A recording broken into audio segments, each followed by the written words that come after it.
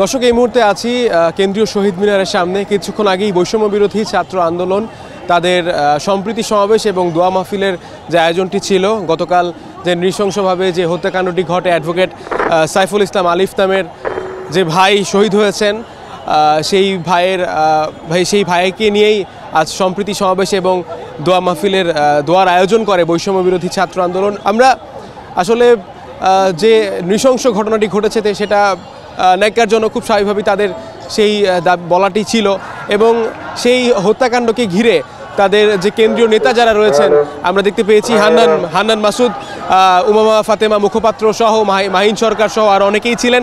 এই মুহূর্তে আমরা শহীদ মিনারে দেখতে পাচ্ছি যে বেসরকারি বিশ্ববিদ্যালয়ের একটি মহল, শিক্ষার্থীরা রয়েছেন এখানে।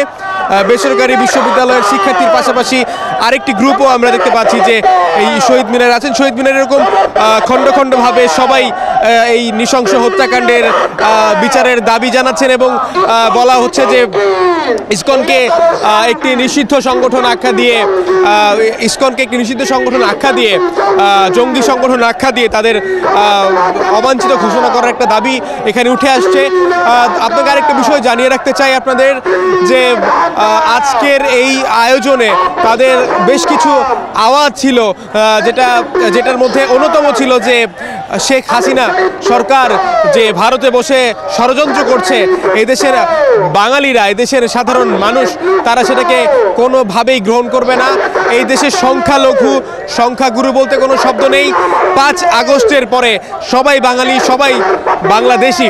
হান্নান মাসুদ যিনি মুখ্য সংগঠক, তিনি বলেছিলেন ভারতীয় যে আগ্রাসন, বলা হচ্ছে যে বাংলাদেশের সার্বভৌমত্বকে রক্ষা করার যে লড়াই, সেই লড়াইটা আসলে ভারত ভালো চোখে দেখে না।